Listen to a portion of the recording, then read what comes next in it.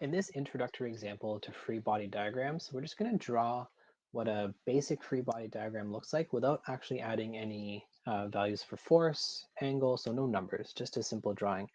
So we have our word problem where a child is pulling a sled up a hill at some velocity with some force parallel to the hillside. We're just drawing a free body diagram here. So there's some incline. Again, the angle doesn't matter. We're just going to label it as theta. So we have our incline, and that's relative, obviously, to some flat surface at some angle theta. So again, the angle doesn't matter for the purpose of this example here.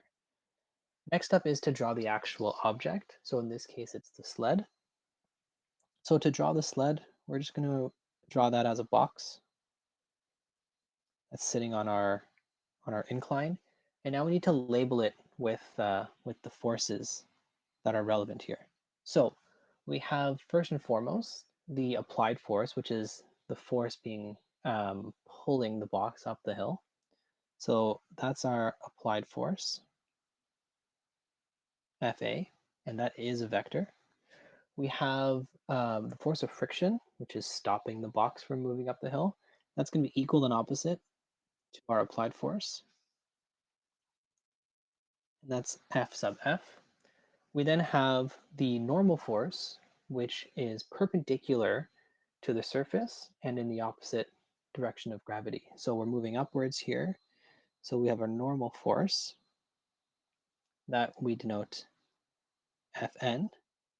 And lastly, we have our force of gravity. This one is going straight down. So it's not necessarily traveling perpendicular to the surface, unless of course it's a flat surface at 0 degrees. So here we have the force of gravity pulling us down like this, F sub g. We need to add two things here to our force of gravity, and those are the components of gravity, the x component and the y component relative to our surface. So it's really the parallel component and the perpendicular component.